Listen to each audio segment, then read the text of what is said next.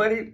I'm Rod B from Planet Patrol, and you're watching Side B TV with Phil Jackson, where you can hear interviews with various guests and artists like us. And don't miss it, or you might be playing at your own risk. Oh, yeah. See you there.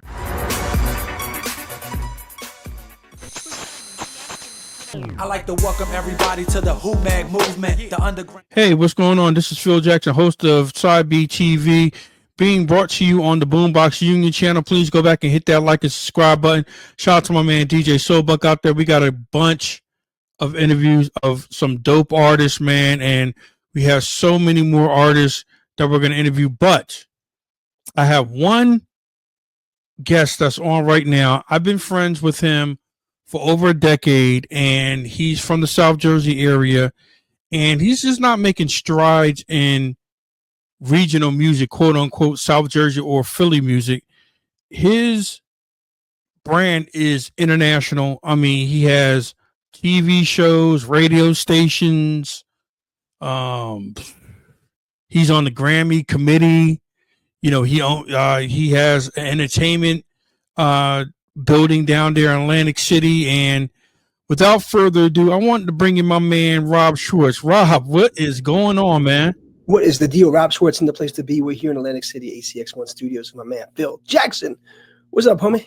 Rob, I've known you for like over 10 years, right? It's definitely more than 10 years. I mean, since the podcast show was, that was like 10 years ago. Okay. Wow. That was 10 years ago? That was in Cherry Hill. I was in Blackwood. Yeah. We're gonna talk about all that, man. I mean, but you know, shout out to Chrissy B out there because she linked me with you. You came into the radio station, and you were promoting WHOMAG TV, and you know, it was just so incredible. I was just watching what you were doing over the years, and you expanded out. You're on Roku now. Yeah. You know, you're just doing so much. I don't even know where to start with you, bro, because it's like a lot of stuff going on. But I'm glad that you're up here because, you know, I just want to get a good background info on, you know, Rob Schwartz. I already know who Rob Schwartz is, but there might be some things that I'm missing. So my first question is, you know, I know that your passion is music. You know, you went over to TV and radio, but how did you get started with everything that you like? Like, what was your first start in the industry? First start in the industry. Okay. I went to, the first look that wanted me to get into music, I don't know if you remember this TV show, but there was a TV show called Crush Rap. Okay. By a guy named Mike Elliott, which was in Philadelphia. It was when MTV, when Yo MTV Raps came out, there was a show in Philly, local show. And to me, I thought I knew everything about hip hop. I was in high school. Right. I thought I knew everything. So, you know, I went to Mike Elliott's house one day because Mike was actually, his friend was dating this girl that I was friends with. So somehow our favorite show, I ended up at the host's house. I think I was like sophomore in high school, junior. Okay. Because I was meeting this girl up that would live by his way. And I saw all these VHS tapes of all these hip hop videos I've never heard of. And I was ready to blow this girl off, man. I was just watching videos all day. It's just crazy. Like, oh my God, who are all these people? So that's what really made me want to get into it. College, Rider University. I was on the radio station for a little while. But then my professor, I was a marketing and advertising double major. And my professor pretty much told me that he's not going to be able to get me a job. He just said, listen, Rob, I'll be honest with you. You're the only person here I can't get a job for. And the reason why is because whatever I can get you, I already know you're not going to like it. So, but I had this one thing. It's there's an internship. It's unpaid, but it's at Polygram Records, which is 2.5 hours in Cherry Hill, New Jersey, each way. And I took it. So I would travel 2.5 hours, 5 hours a day to go to an unpaid internship at Polygram Records.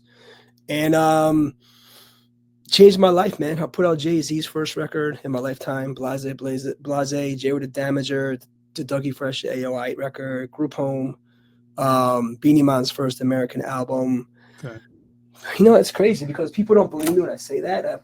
But I mean, like I have it here. I actually because some people don't really believe. Oh, When I said- believe when you. You know, when I it's put a out fact. Jay-Z's first record, like, here's the flyers. My job was making up flyers. You know, like, there's, you know, in my lifetime, my job was putting this stuff together. Right. So just to show you, like, so with that being said, got into my own record label with an artist named Jewel T, who was a Philly icon back in the day. And then I ended up going to LA, became a songwriter, worked with some of the face artists in the R&B world, and didn't work out. Okay. Came back to the East Coast because my fraternity brother got me a job in finance. I knew nothing about finance, but he pulled some strings for me. And I was at the point where I was ready to start sleeping in my car. It was pretty tough out there in LA for me. Right. So I slept on my boy's couch, took this job, and realized how much I miss music. And I started this thing called WHOMAG, and it was a website. And it turned into a DVD magazine. It was the first DVD, hip hop DVD in Blockbuster, right there. Oh, that's And great. we Is looked that at the very first one? Yeah, that was in this. It was in the special interest because it wasn't even a music section when it came out. Okay. It was next to like a Jane Fonda DVD and a cooking DVD, if I remember, on the shelves. After that, then my broker said, "Hey, there's this new upcoming thing called Netflix. They want your DVD." And this was when Netflix was the mail-in Netflix. It just came out. Yep. So I was the first hip-hop DVD in Netflix. I was the only one there for a while. And then flip it to a TV show, WHOMAGTV. And that's where the TV show was born. And well, what year was that? The TV show launched 2007. Okay. It launched in Sky TV in Europe in 120 million households. Wow. On a major network. And it took me 2 years to get a national TV network in the US to pick it up. And when it finally did get picked up, and it was on DirecTV and Dish TV on a station called Colors TV. Okay. That was the day I quit my job after 10 years in finance. Wow. And everyone thought I was crazy. It's like, you're quitting. I was in Merrill Lynch. Everyone thought I was crazy. You're quitting finance. I said, I'm done with it. I'm done with finance altogether. I'm making more money with a hip hop TV show than I am in finance. Everyone thought I was like, whatever, Rob, you're crazy. But best decision ever made. That was October 9th, 2009. What was it? Would you consider that a risky decision, or was like, no, I'm just gonna go ahead and like? Did you have to think about it? It's like, oh, did you have to weigh your options? Well, maybe if I do this, and if I can still keep this, or so like was that? You said it was a life-changing decision for you, but like when you were trying to make that decision, like, was it a hard decision on your part? Yes and no. I was in finance for 10 years trying to get WHOMAG off the ground. And it was a really tough situation for me because of the fact that, I was working 10 hours a day for somebody else. I was a supervisor. I was creating systems. I was in risk management in margin department, and I was building systems for Merrill Lynch and getting no credit for it. I was getting promotions with no raises. And it was over, not far from me, it was over at Hopewell, the Hopewell office. Okay. And it was about a 45 to 50-minute ride each way. So there were 10-hour days. So you figure it's a 12-hour day almost with traffic, driving around. And it was rough, man, and I realized, and I worked hard. And my strategy in my weird head was that if I work 10 hours at Merrill Lynch, I have to work 5 hours at WHOMAG every night. And I literally forced myself every single night to work and on WHOMAG. If it was, I would come home to Cherry Hill and drive to New York and interview Wyclef or interview whoever it may be. I was in New York probably twice a week. And then I'll be there to 3, 4 in the morning, drive back to Cherry Hill, get an hour or two of sleep, shower, and go back to the day job. Right. And if I was in New York, I was up every single night just editing, making the TV shows. So I learned, because I used to trust in other people, and I used to like invest and give people any money. It's like, oh, they're doing something good, let me put some money up, So I decided, you know what, I'm just going to double down on myself. I trust myself enough that I'm not going to put any money in anything but myself because I know what I'm capable of doing. Okay. So that's kind of where, when I got to that point where I was making more money off my TV show, it was a ballsy move. But I'm like, hey, if I spend 5 hours a day on this and make more than something I spend 10 hours a day on. And then, when that was October 9th, 2009, right after it happened, my best friend from high school, Mr. Mig, hit me up. And Mig was like, hey, man, I'm opening up this music studio in Cherry Hill. you know, and I was like, you want to be part of it? And that's kind of where we had the music studio in Cherry Hill. We opened up January 1st, 2010. And we were there for 7 years. And then after that, we moved to Blackwood. And then we went to Blackwood. So Mick's still there. I still have an office if I need it, but I've been here for the last year and a half for Atlantic City. Yeah, no, it was a tough decision, man. But I think the universe told me to do it. I think that's how I believe. I knew I had to make that move. I knew I had to build up everything. I knew I had to. And the first thing was the music distribution company, and that was 2010. First record was Just Ice and KRS-One, which helped me get the deal. And then, yeah, man, it was a great situation, man, and it's never looked back.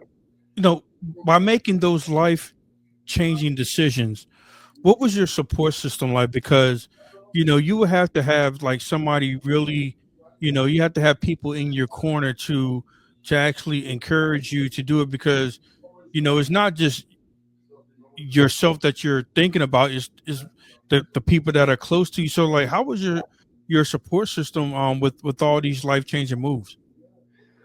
A lot of people were against me.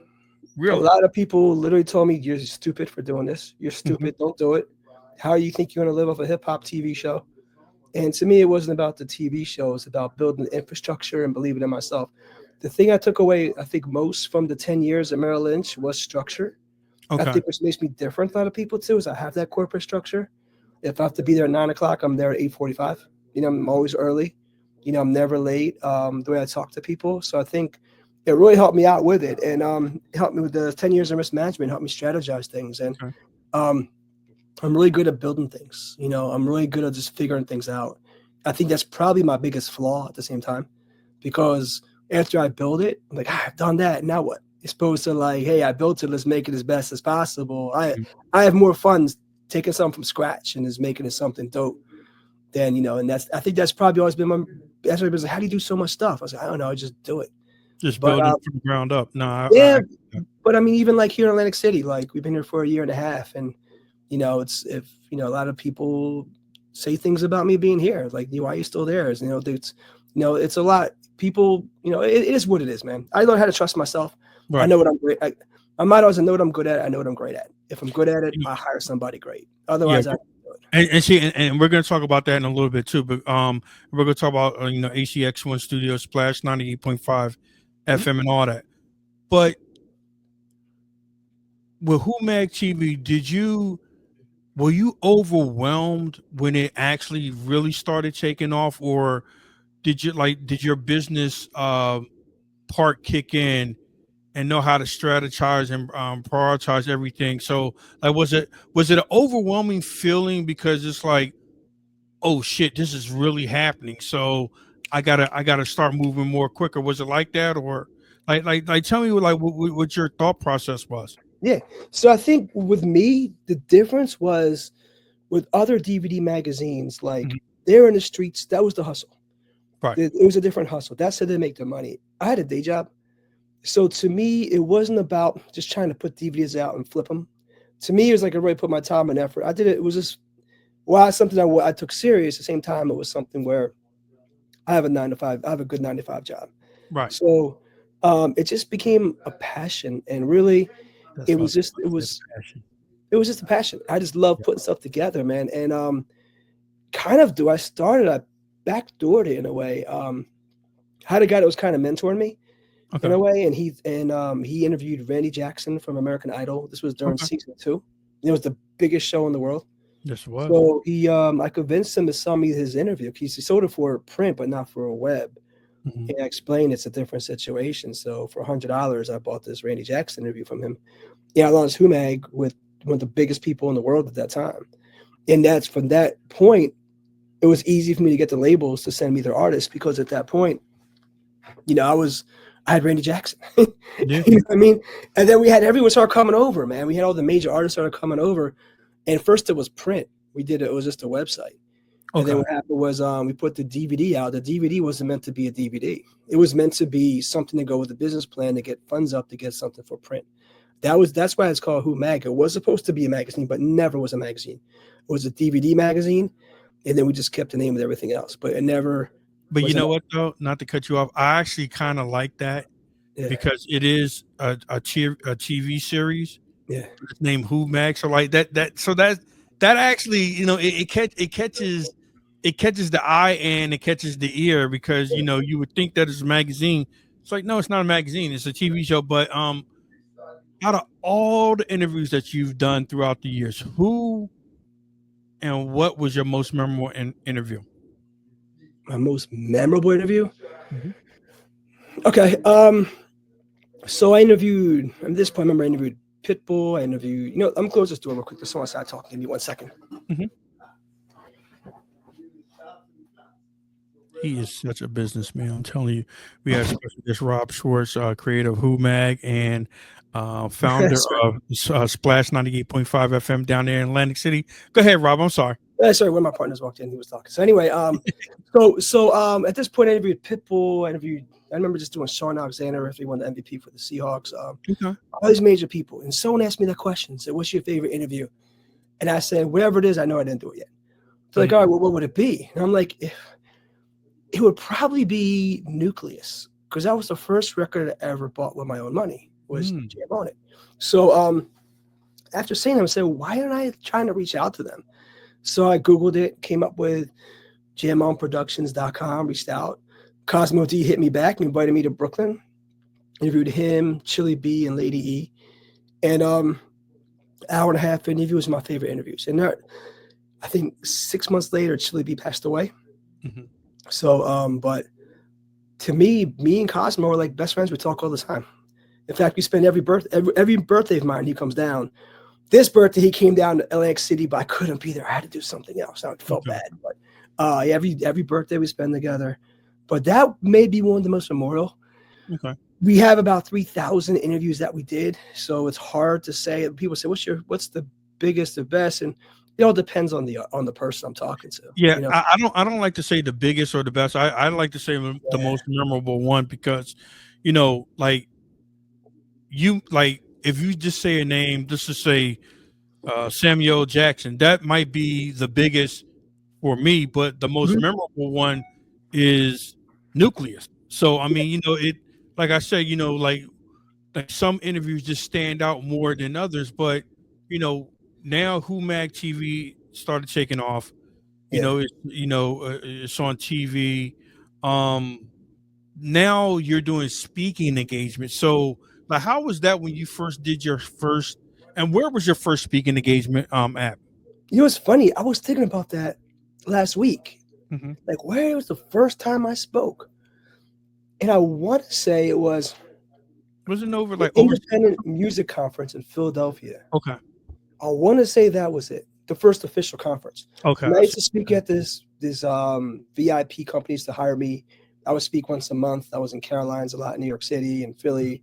It was like more of like classes type thing that I did once a month. They paid me pretty good to do that, which was cool. But I think the first one was Independent Music Conference. From there, I think the most craziest one was South Korea. When I spoke That's to the one. Yeah. That's when you went overseas. Yeah, I remember that. That was a few years back. Yep. Now I spoke to 50,000 people that most of them didn't even speak English. And it was about hip hop music during the world's largest World Peace Conference. And what happened was it was a 3-day festival. I'm hanging out with prime ministers, presidents, all these council people. It was like crazy. And what it was is the kids wanted to hear as an intermission break from the 3-day event about hip hop music. So they picked 7 people from the U.S. to represent hip hop, and I was one of them. So it was pretty crazy, man. We had a personal tour guide to show us around. They took us out like VIP champs, and it was an amazing event. And I kept saying, oh my God, aren't you going to be nervous? I'm like, nah, I'm fine. And they actually got up and saw 50,000 people. And I'm sitting there like, oh my God, they don't understand English. Like, how am I going to do this? But we did it, and it was phenomenal. And it was a very unforgettable moment. And I mean, since I've spoken in Barcelona, Bulgaria, London, Rome, with South Korea, Toronto a couple times, South by Southwest, the Tulsa Music Awards, Florida at Tampa, all over, man. But I spoke in San Jose, California, But that South Korea one was it was different because it shows you, to me, it showed me the power of hip hop music, the power of hip hop. The other moment that really showed me the power of hip hop, it wasn't a speaking engagement, but it was, I worked in Wall Street for 10 years. And like, it was a dream. Well, Wall Street, I mean finance. I worked in finance for 10 years. And it was something that no one could fathom, ringing the New York Stock Exchange bell. Because we're like lower level people. We like, you know, not lower level, but we make the company run, but we're not that caliber to ring the stock exchange bell.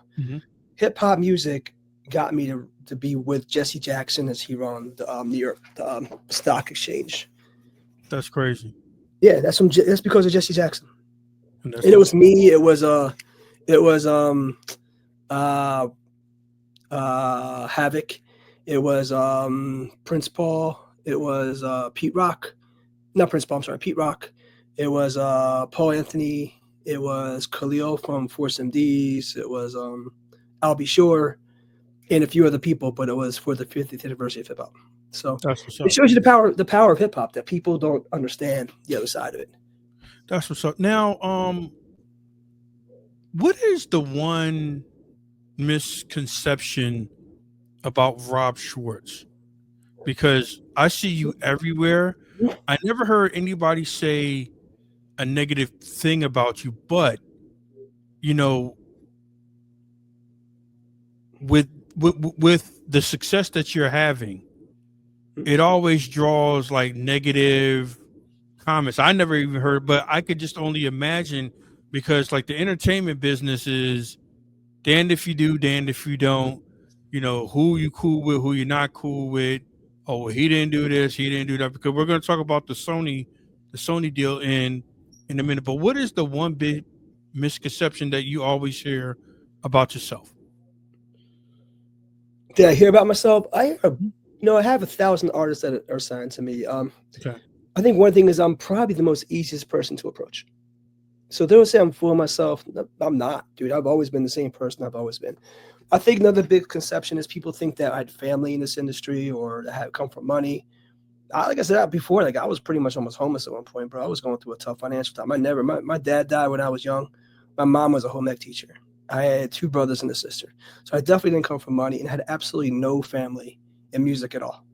None. So whenever this whole music thing is not somebody opened the door and let me in, I really didn't. I mean, I had that one kind of mentor that helped me out in the beginning of WHOMAG, which was literally, I had him for 2 months, but everything I got on my own. So there was no shortcuts. It was me learning the hard way, but it was me never giving up. And I think that's one thing about me is this, I remember when I interviewed Pitbull. Pitbull, one thing he said was, I asked him where he got the name from, Pitbull, and he said it's because Pitbulls they're too stupid to lose, and he feels he doesn't know how to lose because he feels he's too stupid to lose. I kind of like, I'm not saying I'm too stupid to lose, but I don't give up. And that's the one thing is like, every time I do something and it seems tough, I'm not one to jump ship. I'm just there just to refigure it out. And I think part of it may come from my finance background. But my job was risk management, where, okay, if I mess this up, I could lose my job versus, now if I mess this up, I can lose whatever I invested into it and just figure out how to turn it around. And I think that's kind of what it is. So, but I'm very approachable. I like to have a great time. I am a secret nerd sometimes, man. Like I watch horror films. All I watch is horror films. When I watch TV, I never watch TV, but when I do, it's not. All I watch is horror films and just sci-fi and stuff like that. And even like my birthday. My birthday. I have these massive birthday parties every year. Like this year alone, man, I was like, you know what? Purple Rain's playing in the movie theaters and Sony Atmos surround sounds. So my birthday, I didn't want anyone to go. I went by myself to watch Purple Rain and brought the birthday in myself. Everyone's like, what are you doing? What are you doing? I'm saying nothing, staying home. I just wanted to be by myself and watch Purple Rain. I mean, I'm very extroverted, but I also have that little inverted side too. Right. What is the best advice that you ever got being in this business or going into this business that you're in this industry that you're in right now? And who gave you that advice? The best advice I've gotten, which I applied to this industry, but not for this industry, was my professor in college that told me he couldn't get me a job. Okay. There's 2 pieces of advice he gave me. He said, I want you to remember this. These are things I want you to remember. And what I taught you in class, these are the 2 things I want you to remember, Rob. 1, what's the number 1 thing people like to talk about? It's themselves. So when I learned that, then I learned how to manipulate conversations, Okay. right? Number 2, never talk up to someone, never talk down to somebody. Find out who they are and talk to them. Find out who they are first and talk to them on their level. So that's why I could walk into a corporate room with everyone in a suit and tie, or hang out in Philly at Fluid back in the day, whatever it is, and be whoever I want to be. You know, who I am, but I also learn how to talk to people in certain ways and be respectful of everybody for who they are.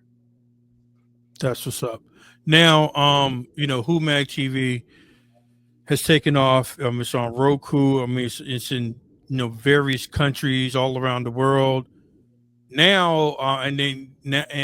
You're compiling music, along with the interviews. You're compiling music. You have a WHOMAG, basically a WHOMAG soundtrack out, which is absolutely dope. Now, then you move into movies. So, like, how did you get into the movies, and what was your first project that you were associated with? Again, backdoor. I learned how to backdoor my way into everything, bro. So the first movie I ever did, all right, let's put that out. The first movie I ever did was a movie called Living Will with Bam Margera and Ryan Dunn, Jackass. And that was with my best friends here I work with now to this day, Roy and Joe from Cape Town Productions. That came about because of a guy named Eddie Hustle. Eddie, he produced You Remind Me by Usher and a bunch of big songs. He was a music producer. He did a movie called Ski Trippin', which was a Philly classic movie that cost $6,000 to make and ended up making like almost $500,000 on the back. So so me and Eddie were really close. We were working on a lot of music stuff together. After his movie came out, I helped him out with the tail end of the movie. He said, hey, I got some money from this company to make a movie. So I wrote the script. I never had to write a script. I just wrote the script. I was at the day job. I had time. Instead of going to the bar during lunch, I went in the back in the cafeteria with my laptop every day and started writing scripts, teaching myself how to write scripts. Wrote a horror film. Eddie went through some things and he had to move, but he introduced me to these 2 other guys, Roy and Joe, and they said they were doing a movie. All I was the music supervisor, and I got associate producer's credits. I shot a little comedy they used to clip as they're watching it on TV. So after that, I did a hip hop documentary, the WHOMAG hip hop document, which had a lot of big hip hop names on it, but it was really just a spinoff of WHOMAGTV, and it ended up winning the Pocono Film Festival. So all of a sudden, I'm an award-winning director because of it, which is crazy because I never tried to be into film. I was just a music guy. I love music. Right. So after that happened,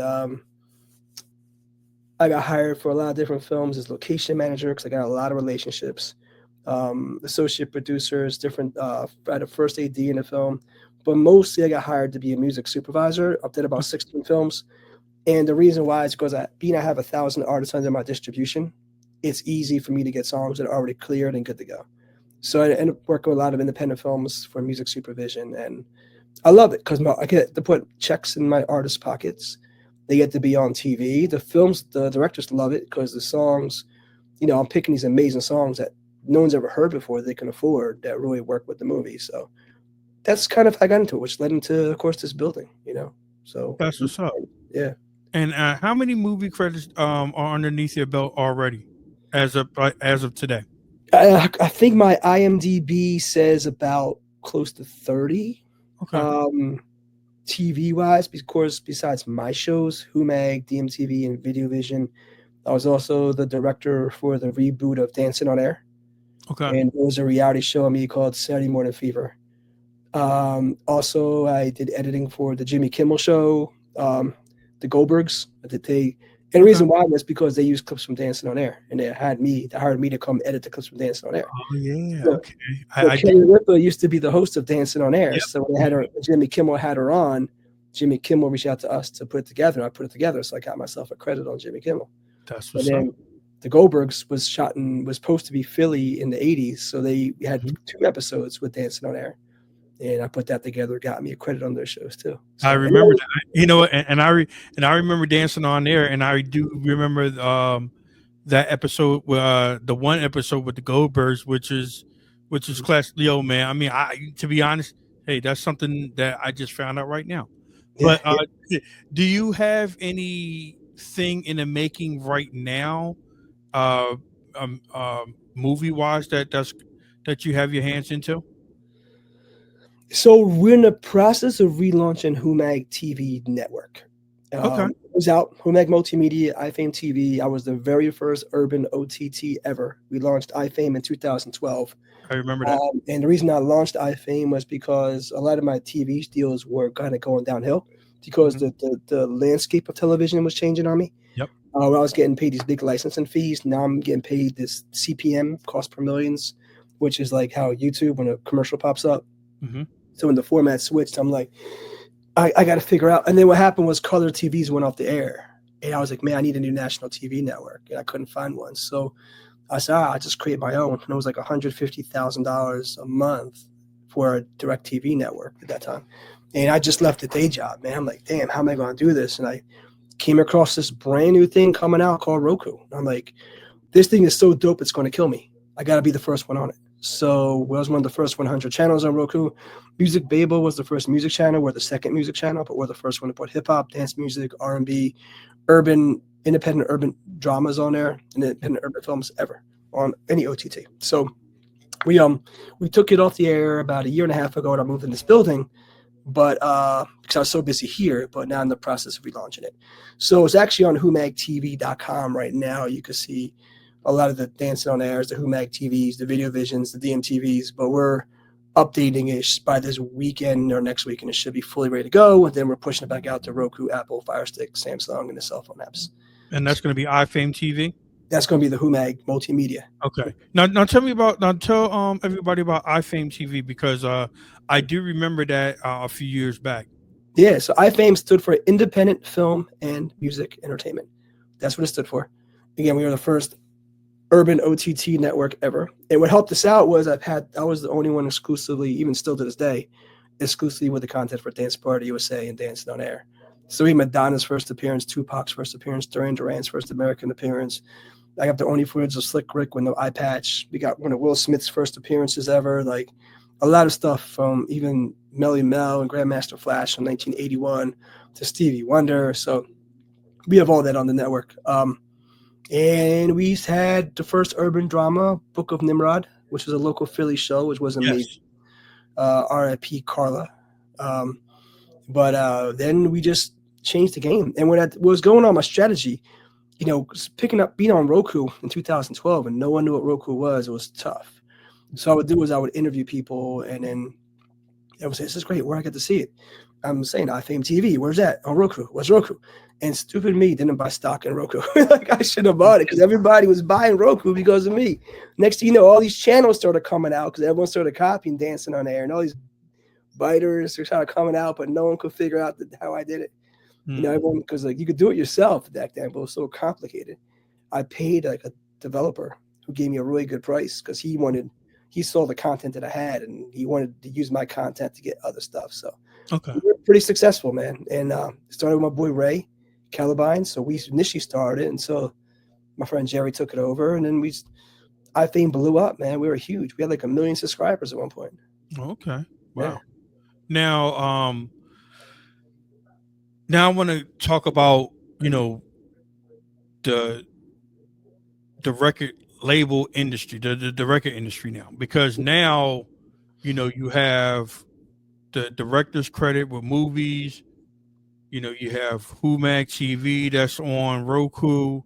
You're doing speaking engagements. Now, how did you land your distribution deal? Because it's at Sony, correct? How did you land that distribution deal, and when did you land that distribution deal? So I always had a great relationship with all the record labels because they would come to me for the TV show. Gotcha. So I always had good because they would want their artists on my TV shows. So one of my friends named Just Ice, he was had a new EP with KRS-One he was putting out, and he had a couple of deals on the table. They were pretty bad. So he was asking me to help him out. So I reached out to somebody, And next thing you know is I got offered the situation with the distribution company. So I started it for a friend. That's what it was. What year was that? 2010. Okay. Like February 2010.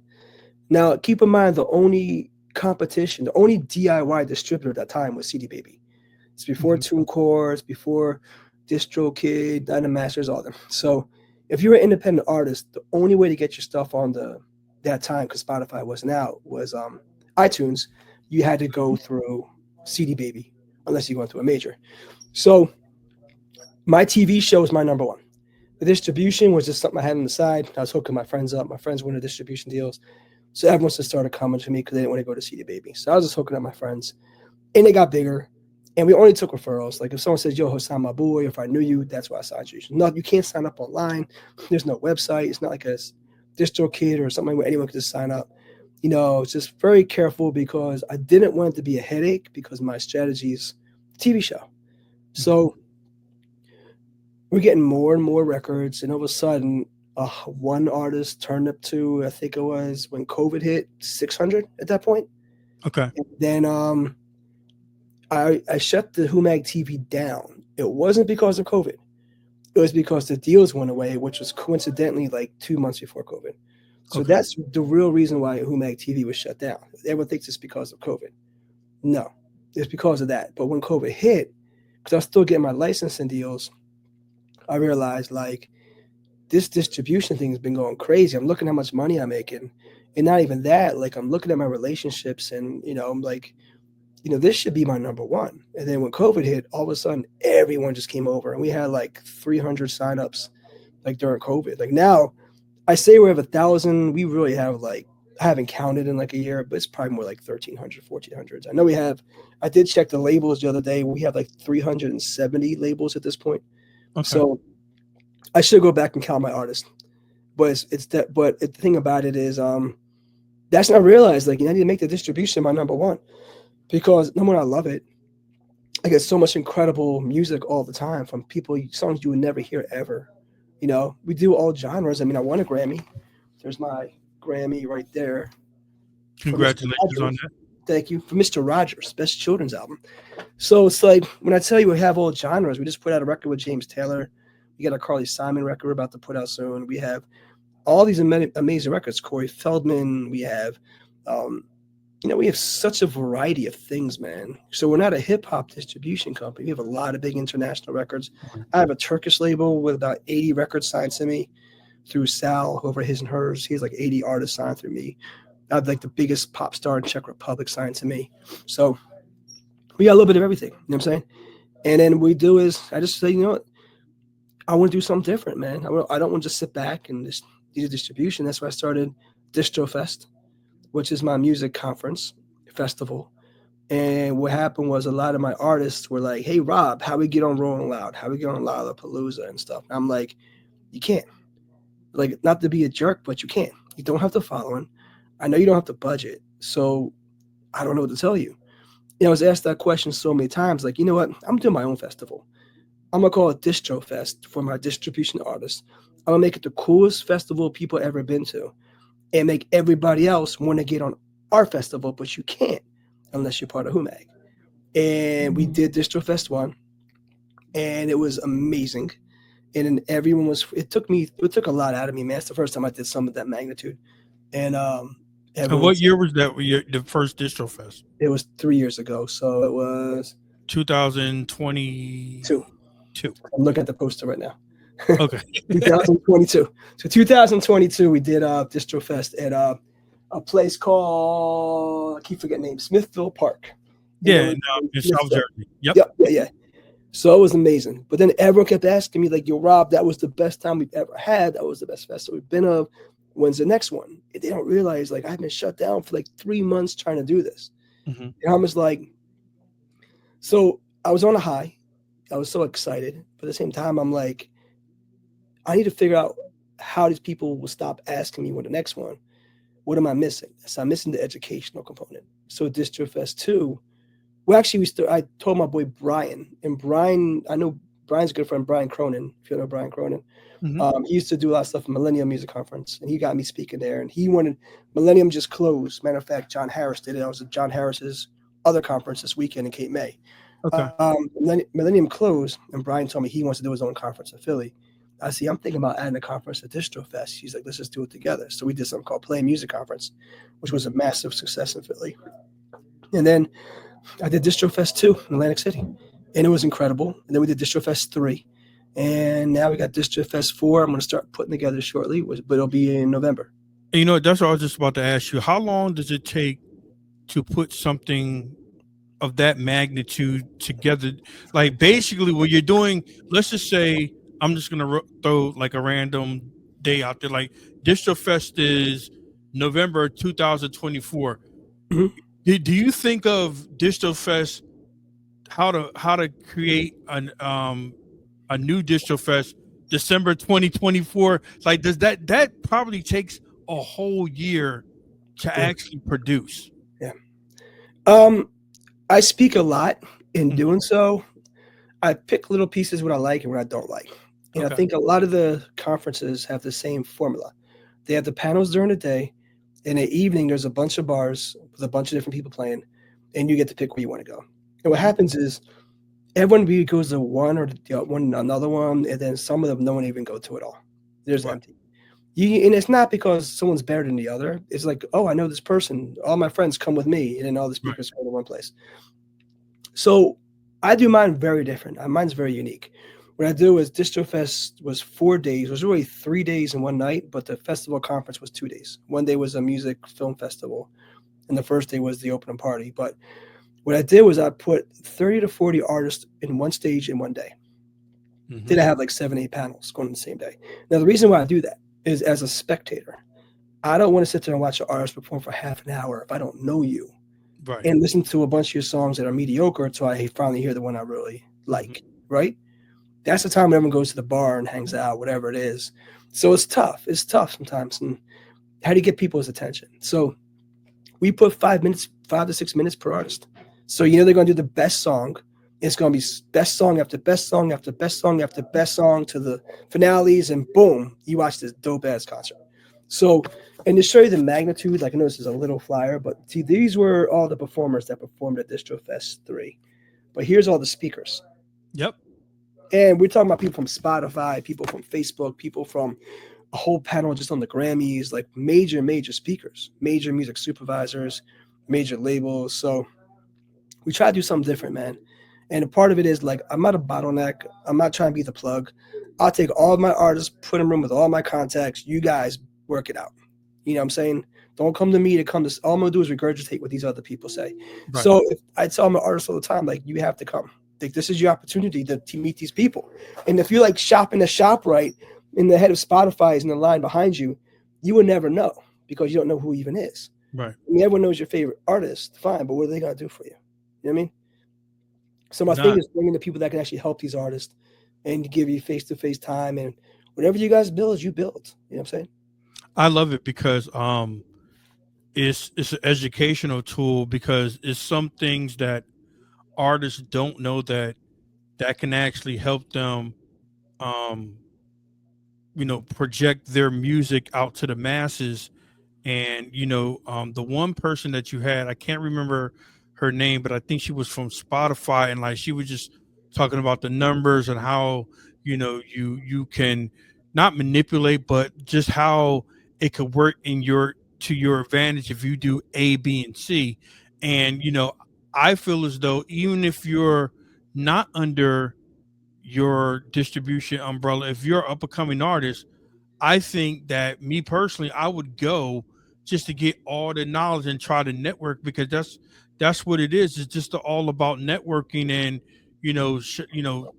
shopping your demo, talking to this guy, talking to that guy. It was, well, how do I get my music on Spotify? How do I do this?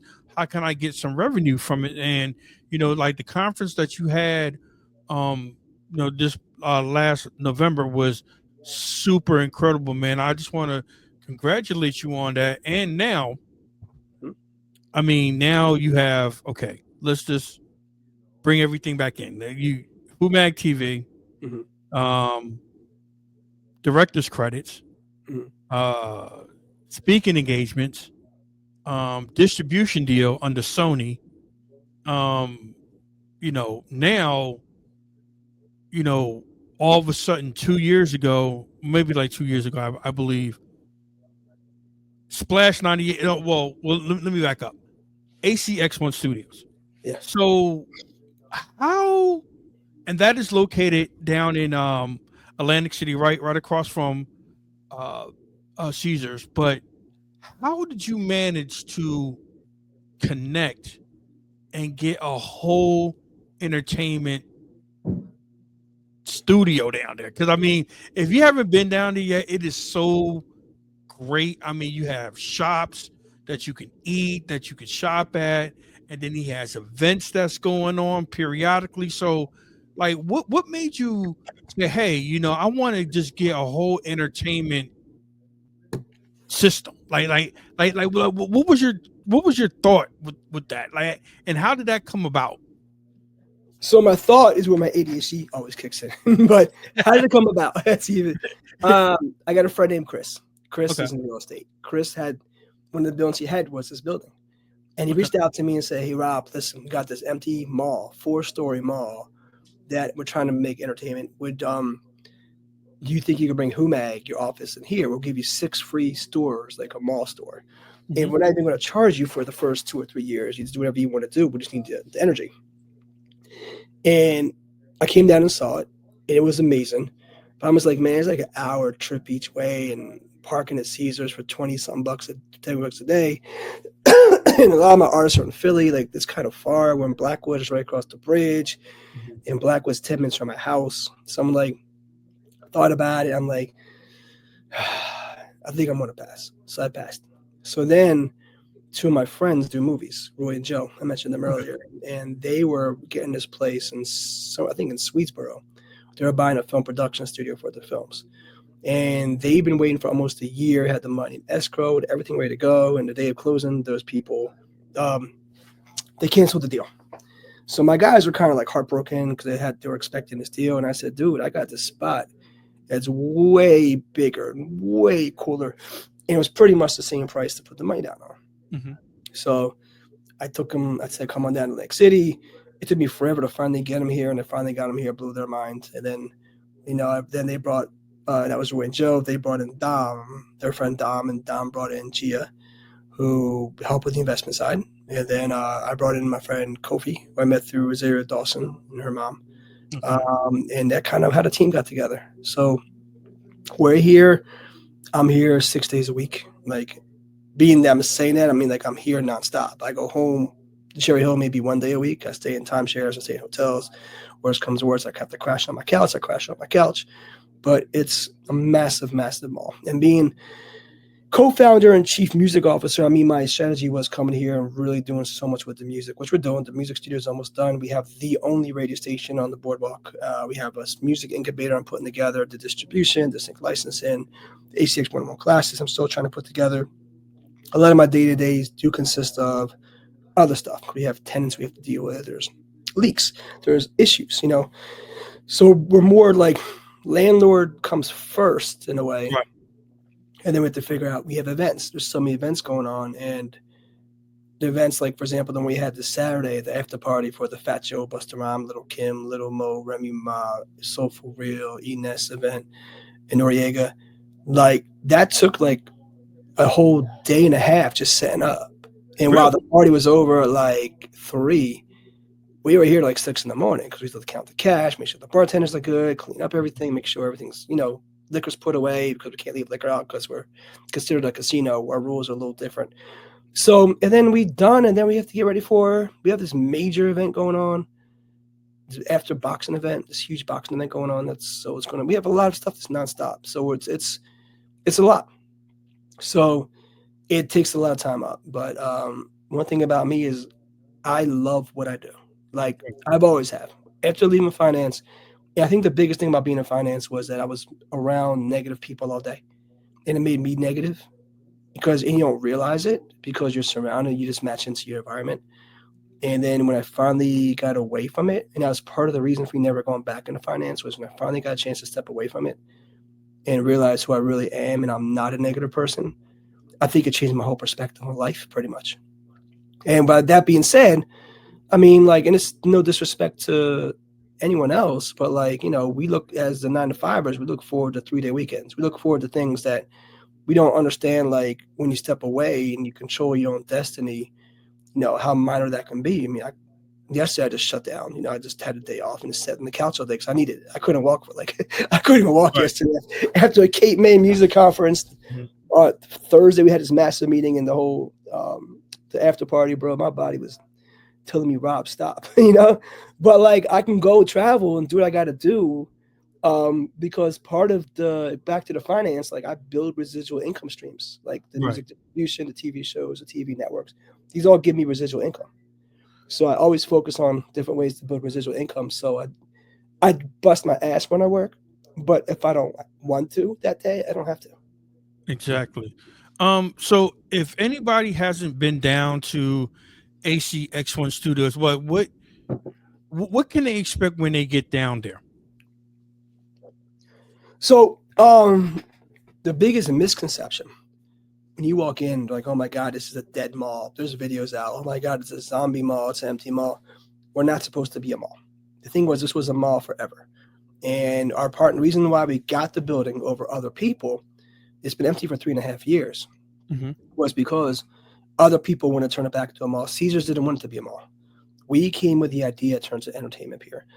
After COVID, everyone got used to Amazon. Kids don't go to malls anymore. The malls are dead. So, and especially here in Jersey, where it lit them to shore, I mean, our summers are popping, but off season, it's slow. Right. So we came with the idea to turn to something else. Well, we still have retail, like the Laugh House opens tomorrow, April 1st. The Legendary Comedy Club in Philly. We have Boardwalk Billy's opening beginning of May. A new coffee shop opening up. We have Chef Simpson's.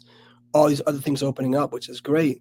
At the end of the day, we're not a mall. We're entertainment here. We do music, we do movies, entertainment, stuff like that too. So when you come, you are going to see a lot of empty stores. And we are, the first one, we are, you know, booking some of them out. We are renting those out to people. We're slowly getting there. But our focus hasn't been on the retail side. It's getting more movies and music and stuff like that. Gotcha. And you have a whole production company down there too, right? We have everything you need to film a movie. We have all the cameras, lights, crew, extras. Music-wise, you have the incubator being built. The studio is just about done. The station, we can make break stuff. We have concerts. We're going to have free concerts in the front of the building all summer long, which we did last year. They're going to be live on Splash 98.5 FM on the radio station. And we just have fun, man. And that's the whole thing about life, is we're here to enjoy it, man. I mean, we can work all day and be miserable, or we can figure out how to enjoy everything. And I'm just trying to figure out how to enjoy everything. And with ACX1 Studios, it's Splash 98.5 FM down there in Atlantic City. So the funny story about that is I contacted you about something else. And you were like, well, hey, Phil, I got a radio station. I'm like, what? That's you. He said, and then you said, well, hey, do you want to be a part of it? I'm like, yeah, sure. Just tell me about the radio station. You told me about it. So like, instead of me telling the audience about, tell me how you came up with Splash 98.5 FM. And, bro, where did he get all this damn time to do all this stuff? You see what I'm saying? So I'm putting this incubator together, and I thought, man, it'd be cool to have a station, just to have it, so we can break our own music. So I'm trying to figure out these different situations with DJs, and then Henry Vargas came up to me and said, hey, man, Henry was trying to reach somebody else to me about 3 or 4 months before, and that person never came to me. So Henry just, you know, I knew Henry from other people. He said, hey, Rob, can I talk to you? I would think we should put a radio station. I'm like, dude, that's exactly what I want to do. So he brought in Dan Matthews. So the three of us started Splash 98.5 FM. And we just had a great call to FCC today. So we're very, very close to get the FM antenna. We do have the app and the website. We're very, very close to getting our media base done. And we are the only station on the boardwalk. Now, here's the thing. We're Rhythmic Top 40. Most of our things are Rhythmic Top 40. All the other competition stations we have are on the other side of Atlantic City. And the reason why is this. Like, people are like, why would you put an antenna on the boardwalk? Because 180 degrees is ocean. Like, and plus, there's buildings in front of you. You're not going to have a strong reach. You have a bigger reach if you put it out there. Well, here's the thing, and this is keep it real. Like, we're not we love people listen to us in the car. We love the FM antenna, but there's 31 million people on the boardwalk every year. Like, I'm targeting the boardwalk. So if another station wants to be on the boardwalk, they have to get permits, set up tents, do these things on the boardwalk, shut down. Me, I just open my doors, and I can do it every single day without a permit because it's our building. So we have all these advantages that no one has, but no one's looking at it that way until they realize, yes, we do. Plus, all the people that walk in our building, we play the station throughout our building. Yes, you do. We have a lot of people walking through our building. A lot of people walking outside our building. They hear the station. And plus, we got this really, really cool show by this guy, Phil Jackson, man. So and it was funny because Saturday, because you air a show on Saturday, it was right before the after party. Mm-hmm. And I was walking in the building, and someone goes, "Oh, my God, I know you play underground hip hop. Your station's so dope. It's all underground hip hop. These are my favorite songs." I'm like, "You must be listening to Phil Jackson station." So he was freaking out. Yeah. So, yeah, man, we got a great formula, man, and we're very unique. We are the only one doing our genre that does mix shows. Now our competition now started doing mix shows. They came in here and told me we're changing the format because you guys added mix shows. Great, nothing, it's great. But to me, it's like after song after song after song, let's do something dope. Bring a mix show in, have fun with it, man. No, that's and plus, we're all. I'm surrounded by casinos, man. Yes, like casinos. You're listening to like the standard stations. You hear Sinatra. You hear 70s, 80s rocks. We're the different ones. We're the other people. We're the ones that come to work not in suit and ties, but dressed with ACX1 hoodies. We're the ones that have fun, and we're the ones that play the music that we play.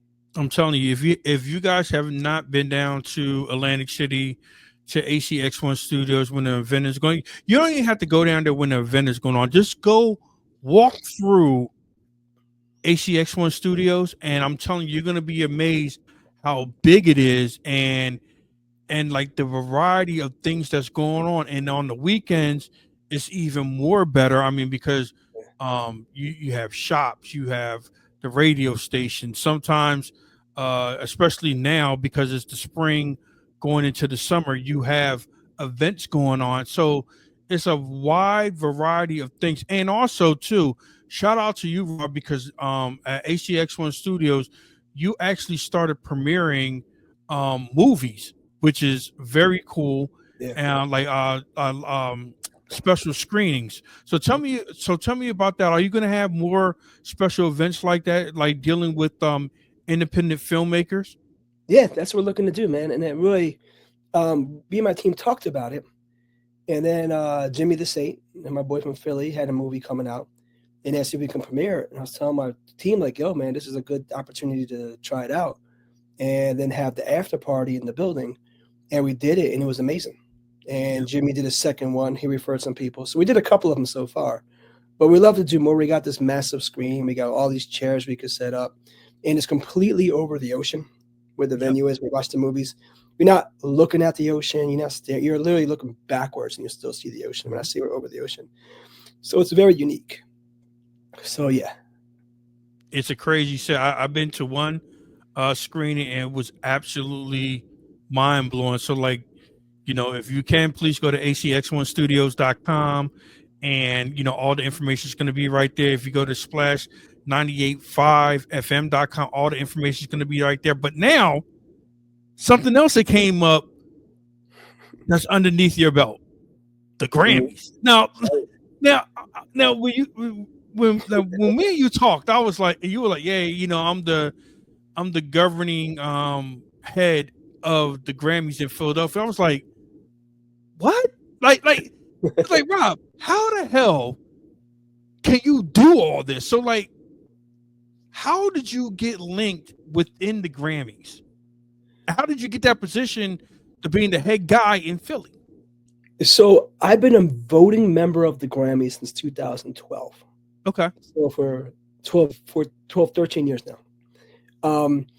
And the thing is, like, as like and maybe you could probably attest to this too. As a boom bap, old school, real hip hop fan, I never was a huge fan of the Grammys because I never liked the decisions that were made. Right. So, growing up and here seeing like, I don't know, don't say I was anti-Grammy, but I was the person that said, "Oh, I can't believe this person isn't even nominated." Whatever. And I think, hopefully one day we'll have a voice. So when I got asked to be a part of it in 2012, I did. And then I really started seeing I actually chance to actually vote and get people in because the considerations in, which was great. So what happened was about 2-3 years ago, I guess it may have been. Because I always go to the holiday parties. Every year I go. It's one of my favorite times of the year is going to the Grammy holiday party. And I actually started talking to the president and vice president and the people in charge. And I really got to know who they are. Like, okay. And then we started having conversations. And then I did Play Music Conference. I'm like, you know what? I should really try to see if these guys want to be on this because there's a lot about the Grammys that people don't understand. The Grammys is part of the Recording Academy. The Recording Academy is the nonprofit organizations. The Grammys is the award show for the Recording Academy. And people understand what the Recording actually does. Like, for example, we're the ones that fought for Spotify to double their payout, which they did. It's still terrible. They're paying half at one point what they're paying now. We're also the ones that when COVID hit to make sure that artists got unemployment. Because all of a sudden, people, if you're a full-time artist, now you can't make any money. They need unemployment as well. So there's something called Music Cares. They raise a lot of money for the fires in LA that just happened. So a lot of people don't understand what really goes on. They just see the award show. So when I really got to understand more about it, I became friends with some of the people there, and they're like, hey, what you stand for and what you've done, I think you need to run for a governor position. So I did, and I won with a couple of us, and it was an amazing opportunity. And maybe 7-8 months now I've been a governor, and I'm a governor for 4 years total. Okay. And it's amazing, man. I mean, I met a lot of new friends, a lot of new different situations. I mean, we had a private party for Offset. We had a private thing with Nicki Minaj. So there's a lot of different things that we get invited to as being on the board. But I think it's knowing that you have a voice in this actual industry. And it's a good feeling, man. And I'm really proud to be a member, and I'm glad. What is the duty of the governor of the Grammys? What is your daily operation of being the governor of the Grammys? I can't even imagine that. But go ahead. Yeah, we have a lot of subdivisions. There's one for writers, one for producers, one for events. There's different subdivisions that people are part of. And end of the day, we have a meeting coming up, I think next week. I just got the invite, I think. Okay. So we meet once a month and we talk about what's going on with, there's 12 chapters. I'm the governor of the Philadelphia chapter with my part. I'm part of the Philly chapter. So we all get together and we vote on different things. We talk about different ideas. We're big in diversity and inclusion. We do different things and we try to make life easier for artists, man, because it's hard. Being an artist is very complicated. And especially when it comes to, and I'm a big advocate on mental health, just because I had a lot of artists, one of our good friends, Rich Quick, you know what I'm saying? Yeah. We had some people on the film side and a lot of people, and I said this before with the other people, but the thing about what makes artists unique is that we actually, if you're creative, even in the film world, you really wear your heart in your sleeve for people to judge you. And what I mean by that is, like, if you put a song out, you're giving people the option to say your song sucks or your song is great. We have to take that criticism, so it makes us stronger or weaker, whatever it is. But I mean, even a song that people may not like, that song could have been a life-saving change for you because you're in a situation. You had to put something out there to help you feel better mental health-wise. So whatever I can do to help people, man, I try to do. I'm big on that. You know what I'm saying? Absolutely. Yeah. And you know what? Just to recap on the Grammys this year, actually, this is the first year in a few years that I actually watched. Not just because you were directly involved with it, but it was just because it was just so much. I mean, it was just so much great music throughout that year that came out. And the one thing I did love what you guys did. You raised money for the firefighters out there in Los Angeles, out there in California, which was super dope. And for the record of the year, you actually had the LA Fire Department on stage to present the Grammy, and that was so great. But my next question about the Grammys is the voting process. Now, how many of you guys actually vote? Do you vote on all of them, or particular songs, or or different categories? So how do you do? Because there were some people on social media, which will remain nameless, because me and you we talked about it, and the one guy was like, well, Drake had a song out, and he didn't get any consideration, but just tell me, Kendrick Lamar, he won all the awards. Oh, it was just fixed. Tell my audience how that whole process goes. So basically, it starts with the considerations. So the voting members put in their considerations. Now you have major labels. A lot of major labels are part of it. Independent artists are part of it. Independent labels. There's industry. For example, I'm industry, and we put in our considerations. Now there could be 500 to 1,000 people under, say, hip hop consideration for best song, best single, whatever it may be. We all the voting members vote on it, and it gets narrowed down to 5. The 5 are the nominations, and that's what we say. Okay. And then we all vote on the nominations, and we, of course, hear about it the day it's selected. So, I mean, it depends on who it is. But I mean, the thing about it too is we get to vote in 3 categories. I think there's 16. So it's not like, hey, we vote for every category, and I have no idea who's in country. I may just pick this person because his name sounds good. We are allowed to pick 3 categories. That's it. So we're very careful what categories we vote in to make sure that it's something that we want to vote in. Gotcha. So it's not like just people just picking anything. People may think we vote for anything, and it could be that's what it is. But I mean, listen, man, that Kendrick record, not saying it's my favorite record, but it's a lot of people love that record. You couldn't go anywhere without hearing it. You see kids singing the songs, not even knowing what they're singing. Do I agree? Should he have won? I don't disagree. I'm not a huge fan of the song. It is what it is, but I like Mustard, and I've always liked Mustard, but I never was a huge Kendrick fan, but I always liked him. But it is what it is, man. I mean, the voters voted. It's what it was. I like the fact that how you mentioned the firefighters. I like the fact that they brought in the high schools that burned down to sing. I love the fact that they independent companies that lost their buildings or affected, they ran their commercials for free. The Grammys went above and beyond this year. There was a lot of criticism for them to cancel it. Sony pulled out, Universal pulled out, all the major parties pulled out and told the Grammys not to do it. Now, not to cut you off, but why did they tell them not to do it? So here's my because of the fires. They thought it was because there was a lot of people in the Grammy in the music industry who would live in those places that was burnt down. But here's my thing. Say you live in New Orleans, say you live in New York, say you live in Florida. You work really, really hard to get your, and you're finally nominated for a Grammy.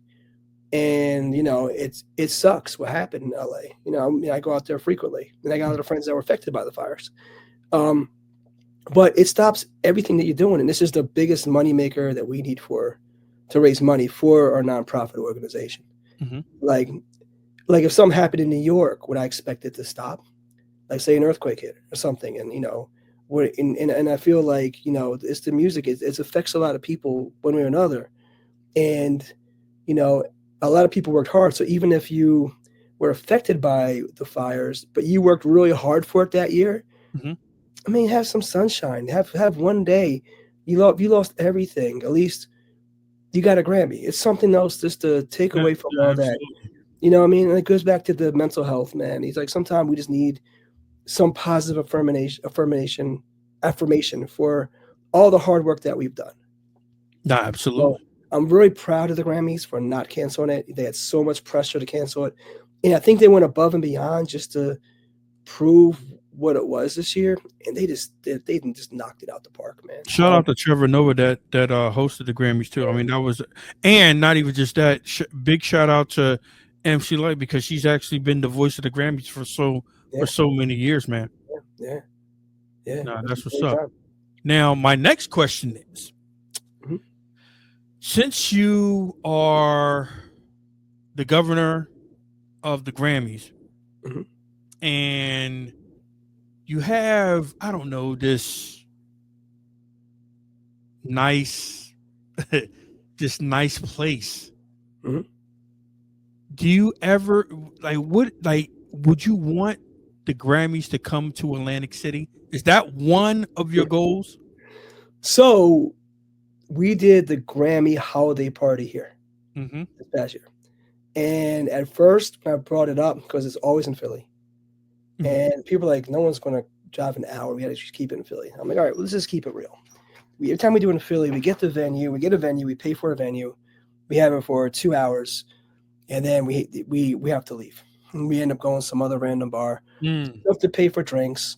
There's some hors d'oeuvres, but the year before, last year, it was all these vegan options. Everything was vegan options, where I'm not a vegan, but it was just too many vegan options, I felt. And it was just, it was what it was. It was a good time.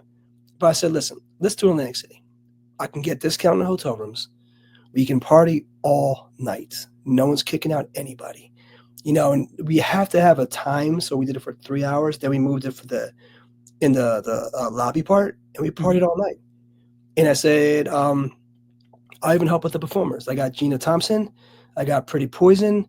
I got who else did I bring? Kenny Whitehead he came a little late, but he came. And I'm missing somebody. Oh, there was someone that they brought. Then I brought DJ J Ski. Yeah. So we partied our asses off. And I could tell you that it was 5 a.m. And I finally had to start kicking people out because it was 5 a.m, man.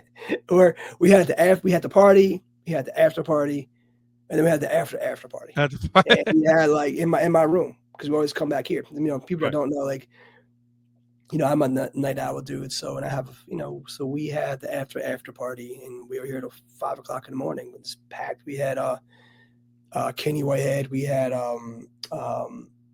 Caliph Gamble. He was here. We had who else? There was a lot of people just partying in my room till 5 a.m. And it was but so it was just amazing. So I want to the Atlantic City is part of the Philly chapter. Pittsburgh is part of the Philly chapter. Okay, that's how far out it goes. And I do want to bring more, and part of it is working with Grammy U, because Stockton's down the street. Okay. I don't know if it's probably still a secret, so I can't tell you this yet, but another major university is moving to Atlantic City. One in Philly. Major Philly university is coming to Atlantic City. Okay. I think it's still a secret, so I don't know if I should say that yet. But working with Grammy U for the educational part, to be part of the Grammys, is a big thing we're working with too. I'm actually speaking at Temple on the 14th at Grammy U on a panel to talk to the students. In fact, tomorrow I'm speaking at Stockton in Glassboro. And then Wednesday, I'm speaking at Rider University. Okay. This Saturday, I'm speaking at Mid-Atlantic Leadership Council, committee, which is part of Burning Man. So I don't know. That should be pretty cool, man. That should be dope. And I get, speak a lot, but I'm big on the education. So I love to bring the Grammys here. The Recording Academy, to do more stuff in Atlantic City. And that is one of my goals. Absolutely. That's what's up.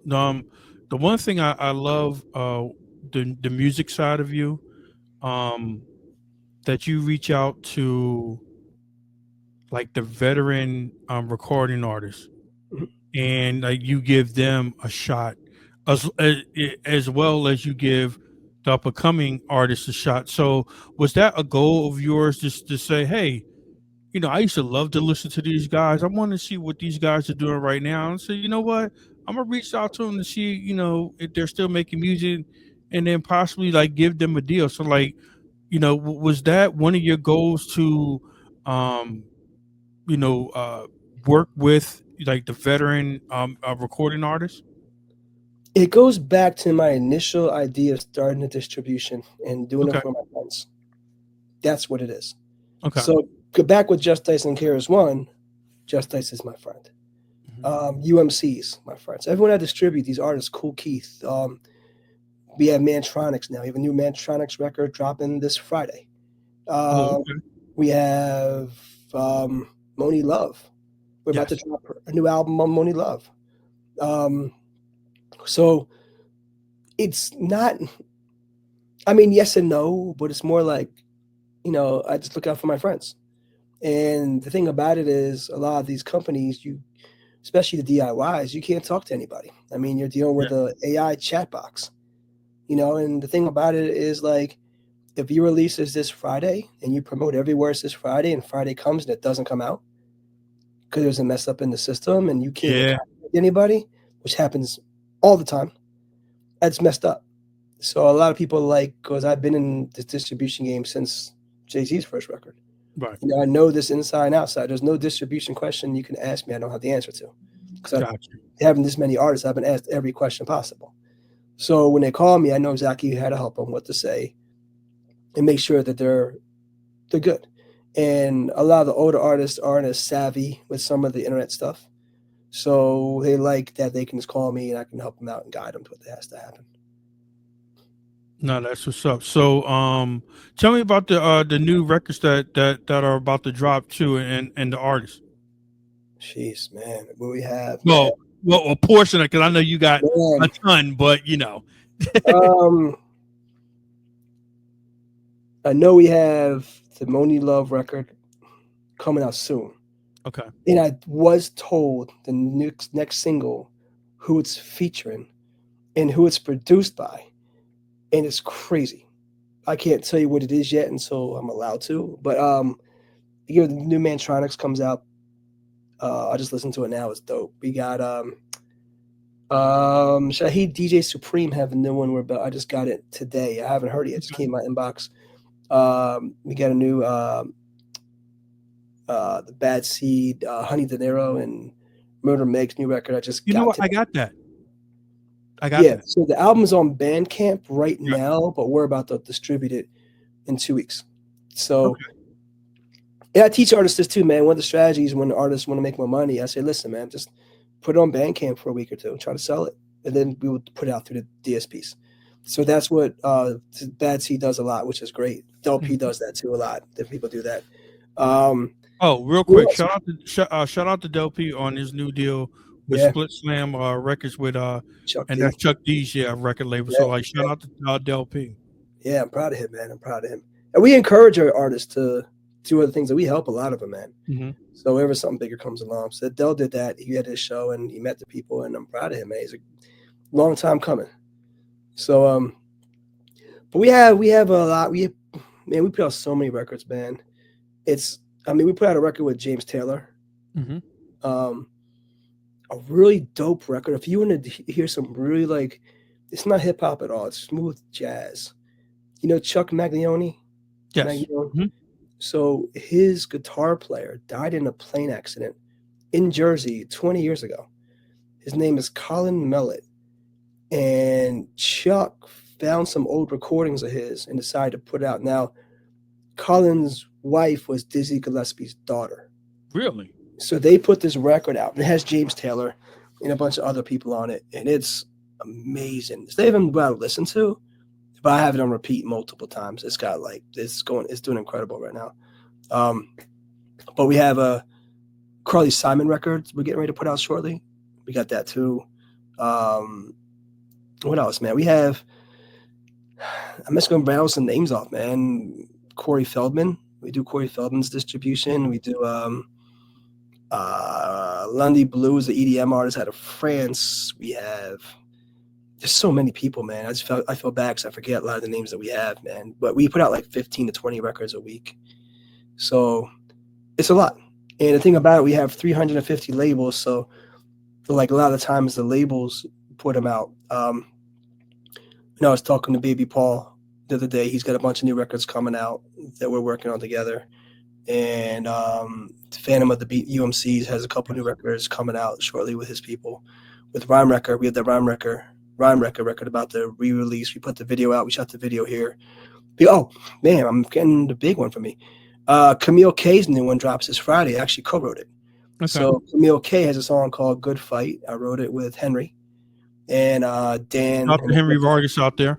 Yeah, me and him did it with Camille. The three of us wrote the song together. The Club Jumpers with Dan Matthews and Sam and Liz, they produced it. And it comes out this Friday, so I'm super excited about that. Just hired our PR company. We had a radio campaign behind it. And it's a pop rock song. Mm-hmm. And Camille's been signed to me since she was 12. She's 18 now. She was in America's Got Talent. They loved her in America's Got Talent.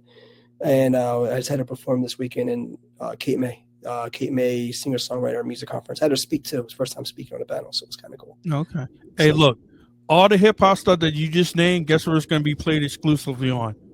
Under the Boardwalk, Saturdays, 10 p.m. 11 p.m. Splash 98.5 FM. I'm telling you, man. Yeah, no, I can't wait to get those records from you, man, because I played those artists before you've actually gave me records from them in the past to play on another radio show. Yeah. And you know, I got a great response for that. And I know now, like, since being down in Atlantic City, it's going to go a little bit further, man. I know not a little bit further. It's going to go way further. Yeah. But because, like you said, like the other stations aren't playing those type of songs.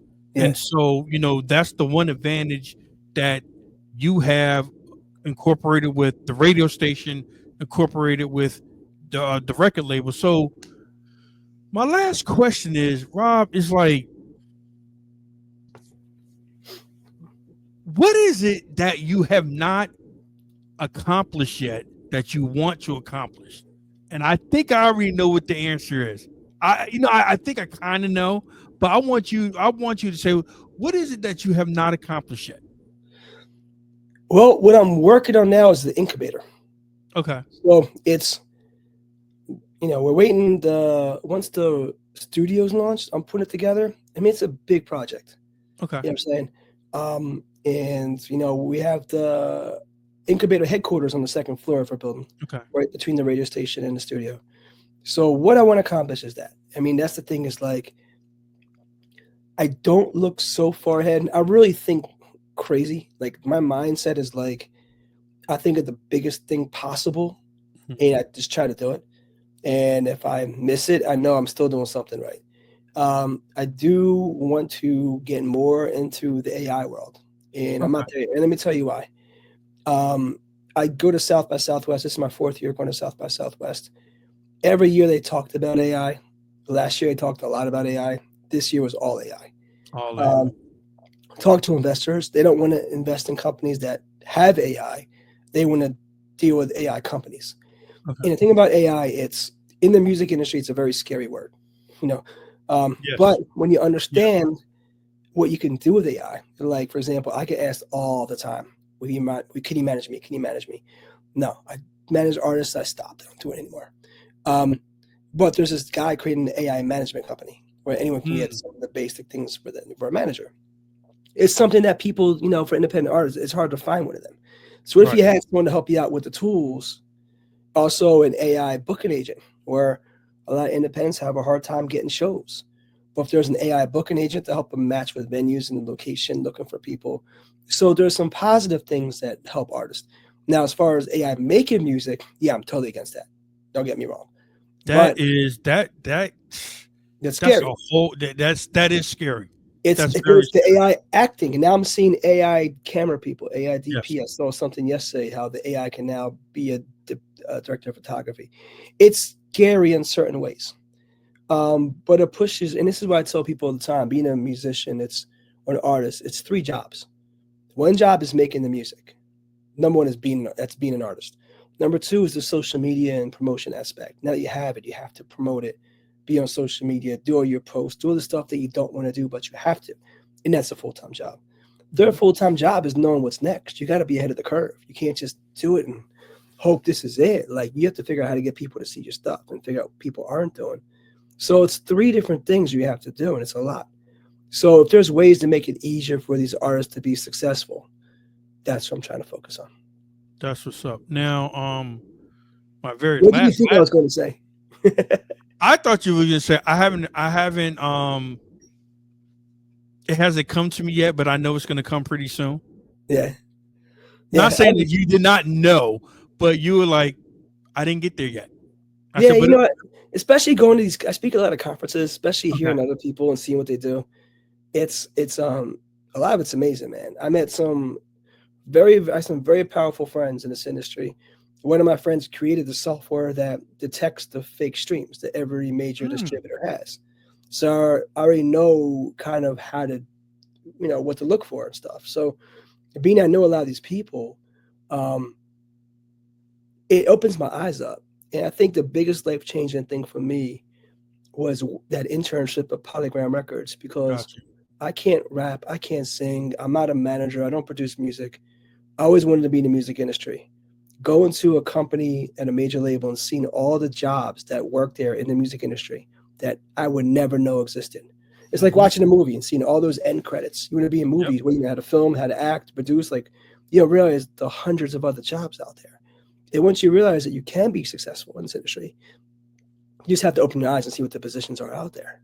Even if you're an artist, man, it's like, you want to do your 9 to 5 answering phones, or do your 9 to 5 in the industry while you're doing your art. You know what I'm saying? So that's kind of was a life-changing moment to me, because that's when I knew, like, I just got to figure it out. But I think the problem is after Polygram, I was still young. I was fresh out of college, and I was always had this party side mentality of me, and the stuff I had I still have fun. And one thing about my motto is I work hard, play harder. I still have fun. You know what I'm saying? I haven't grown up. So, but at the same time, as I work very, very, very hard. That's what's up. Now, my very last question is, you hold so many hats, multiple hats, but you can only choose one. And that's the only thing that you could do for the remainder of your career. What would it be? And why? I love building things with my head. And what I mean was, like, I built the DVD, I built the TV networks, I built the shows, I built the distribution. No one gave me anything. I just built, and to me, it's just my creative process. I think that's probably I was saying in the beginning of this interview, I think one of my biggest flaws is I was never diagnosed with ADHD. Back then, we were kids, we're just crazy. We're crazy. You know what I mean? Now there's titles for people like us. So, to me, it's like, I just love, and like, even when I built WHOMAG, right? The WHOMAG TV show, wow. Yeah, we had 3,000 interviews that we've done between WHOMAG, DMTV, and Video Vision, and the websites. And I think I was more stagnant and in tune with everything because I had the day job. But I think after that happened, and I realized I could do whatever I wanted to at that point, the world was mine. It started the distribution, it started the networks, the first music distribution company doing NFTs. Like, I just feel like just building things. Even now, like, I'm trying to build this incubator. And even after this is done, I'm going to try to build something else. And, building DistroFest. I mean, you have no idea what it took into putting, I don't even know what I was thinking when I decided I can do this. I just did it for the love of my artists and didn't realize what it would take out of me. It took so much out of me. But stupid me, here I am at DistroFest 4. I just keep doing it, and I love it. But now, when is DistroFest 4 gonna? It'll be in November. It'll be in November. I think it's the 7th, 8th, 9th. It's the weekend just before Veterans Day week. Okay, gotcha. So it's the weekend before. And it's a 4-day event. Is it a 4-day event? This time, so DistroFest 1 was 1 day. DistroFest 2 was 2 days. DistroFest 3 was 4 days. But it was because Veterans Day was a 3-day weekend. This year it's not. Gotcha. And I think, I did a music film festival. I want to be the first music film festival here in New Jersey. And the problem was I put it too close to DistroFest, and it would not even realize it's like a whole separate thing I had to put together. Right. So it went very well. But I think if I took that effort and put just purely in the DistroFest, so it will be a 2-day event and why it was a 4-day event, it really was a 3-day event, because the first day was launch party. So we'll do it again, the launch party, Saturday and Sunday. The thing with DistroFest 2 was we went late on the Sunday and people had to work on Monday. Gotcha. So we worked the balance out. I mean, we have so many more people that want to be a part of it this year So I love to have a 3-day weekend. The problem is there's no 3-day weekends unless you have like Thanksgiving, Gotcha. which you can't do. And then Halloween's tough, because you could be all the Halloween parties and kids trick or treating. It's hard. Parents are home, so. And not even just that, you probably have an event down at ACX1 Studios dealing with the Halloween parties and stuff. Yeah, and that's the hard part too. Is like I came in this summer. I'm focused on ACX1. Right. Now most conferences usually happen Monday through Thursday. Okay. Out here, because hotels are cheaper, Right. But it is what it is, man. But artists like to party on weekends. It's hard for them to party during the week. Sure. So, in schools or in school, it's hard for students to get off too. So, we'll figure it out. But it looks like it's gonna be the weekend before that. So I have a. I know I'm gonna get that call from you or that text, like, yo, Phil, check this out. I just built a studio on Mars. So and I get every artist. I mean, because it's always like when I mean that is big, that like you stick to your vision and you make it happen. And I think, without even asking you what is your advice, you already gave your advice. Just work hard, stick to your vision, stick to your passion, and it will come true. And look how ahead of the curve we were. We did our podcast together. Yes. We were way ahead of the curve. And our podcast was on the homepage of every major hip hop website. Yep. Like, RIP Ready Red, our co-host, you know what I'm saying? But we were ahead of our time with that. And all of a sudden, now there's a million of them. You know what I'm saying? We were doing, no one's really doing it. So, my brother, you created a lot of job opportunities for a lot of people. You helped out a lot of artists that weren't getting that help in the music industry because they were quote unquote past their prime or they were too old. And you're giving a lot of people opportunities to actually make it in this industry. And I want to thank you for coming on because I know that you're very busy. We've been trying to schedule this interview for a while, and out of respect for you, I was just like, you know what, we'll do it on your time, and because I see your vision. And like I said, I reached out to you for something else, and then you told me about ACX1 and the radio station. I was like, Rob, how and when? How and when can you do everything? But my very last question is, brother, do you damn sleep? I mean, because it's like, how can you sleep? You see what I'm saying? Because you're always on the move, which is a good thing, but you're always on the move. But it's like, for personal time with Rob Schwartz, what do you do in your downtime? Horror films. That's it. That's why I love you, brother. Yesterday, I slept all day because I could tell you why. Thursday night, we had a meeting from 8:30 a.m. till 10 p.m. Okay. And two of my friends were in town. They just told me, hey, I'm here. That's the hard part about AC is everyone's like, hey, I'm in town. What are you doing tonight? I'm like, dude, I'm working, man. It's like, this is my job here. But it was 10 o'clock, and I hung out with my friends till about 4 in the morning. Had to be up super early, go to Cape May. Spoke Friday and Saturday on different panels. Hung out late with my boy Lou Friday night. Got up super early to be on my panel Saturday. Drove back to AC. I've walked 15 miles in my building, just in my building alone Saturday, back and forth for the party.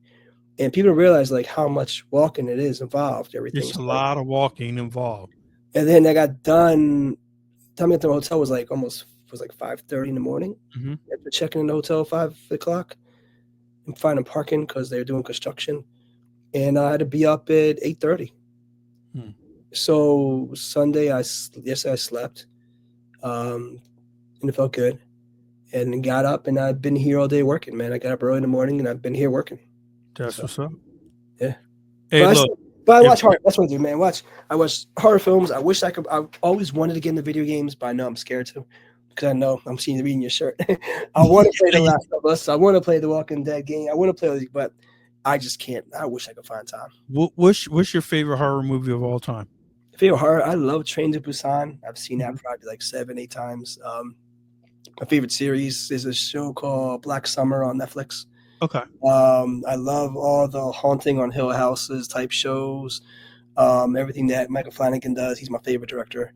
I like the real scare. I'm a big into zombies and ghosts. That's my thing. Zombies and ghosts. But yeah, I'm excited for Last of Us Part 2 comes out in like 2 weeks, so I'm excited about that. Oh, that's what's up. Hey, look, man, I appreciate you coming on, taking time out to do this interview, because I know that you're very busy. You know, much success on everything that you do. You know, thank you for including me in the radio station, and you know, it's been a great ride. I've been friends with you for over 10 plus years, maybe 50, going on 15, 16, 17 years now. You know, we work together on different projects, and you know, it's always been a pleasure just being in your presence and just soaking in all the information. And one last thing is, you know, my wife was so amazed because I said, look, you have to meet my friend Rob, because she doesn't talk to like a lot of my friends. So, but I said, no, you have to meet this guy. I said, you have to come down to AC with me, and you have to meet him. And that's all she talks about, bro. I mean, she's like, oh my God, you know, the place is so beautiful. You know, his office, you know, she was going through all that. Now, if you're very fortunate, and if you get to sit and talk with Rob in his office, he has a whole wall full of pictures of interviews that he's done in the past, and not even that, he has stacks of pictures that he hasn't even put up yet because he doesn't. Yeah, there it is, right there. He has no room to put it up. Record wall. You see what I'm saying? So I mean, and you could just tell that you turned your passion into a career, and that's motivation, and that's inspirational for anybody that wants to, not just in the music industry, but in anything that you do. You can turn your passion into a career, and you're a walking testament to that. And I really want to thank you for coming on, bro. Well, thanks, man. Thanks for having me, Phil, man. I remember the very first time I was on your show with Chrissy, and yes, you know, it's just, life comes full circle, bro. Full circle, man. And I can't, and you know what? And I look forward for the near future, man. Oh yeah, a lot more coming up. Hey, how can people get in contact with you? Me personally, everything's at WHOMAG, WHOMAG, all social media. My email is WHOMAGTV@gmail.com. ACX1 Studios. You can follow everything ACX1 Studios. All that social media does come to me. I run the Instagram. I can't activate the Facebook stuff, but my posts go there. For some reason, Facebook won't let me access it. It's weird. I don't know. I still can't figure out why. But you can always reach the ACX1 Studios also on Instagram. That's what's up. Hey, Rob, I want to thank you for coming on. And anytime that you need for me to do something that deals with the radio station or with the podcasting or anything like that, doing interviews with artists, you know, I'm only a phone call away. You know, I'm always ready to go, bro. I gotta give you a Dropbox of some of these new songs, homie. Got some dope stuff for you. Oh, I can't wait. And it's gonna be exclusively heard on Splash 98.5 FM. So that's dope, man. Hey, look, man, thank you for everything, man. And these artists should be thanking you too for the opportunities that you're giving them, man, because it's truly amazing what you're doing. Thank you. Appreciate it, man. All right, thank you. I'll talk to you later on, man. Sounds good, homie. Peace. Peace. Hey, look, that was my man Rob Schwartz, man. He does a lot of stuff, man. So I want you guys to really check him out. Go to ACX1 Studios down in Atlantic City. You know, we have a whole bunch of stuff going on there. The radio station's down there. Everything is down there. Plus, you know, you can hear me on Splash 98.5 FM under the boardwalk every Saturday, 10 p.m. to 11 p.m. playing hip hop, man. Yes, there it is right there. And look, another great interview. Shout out to my man Rob, and we will talk to you guys later. Peace.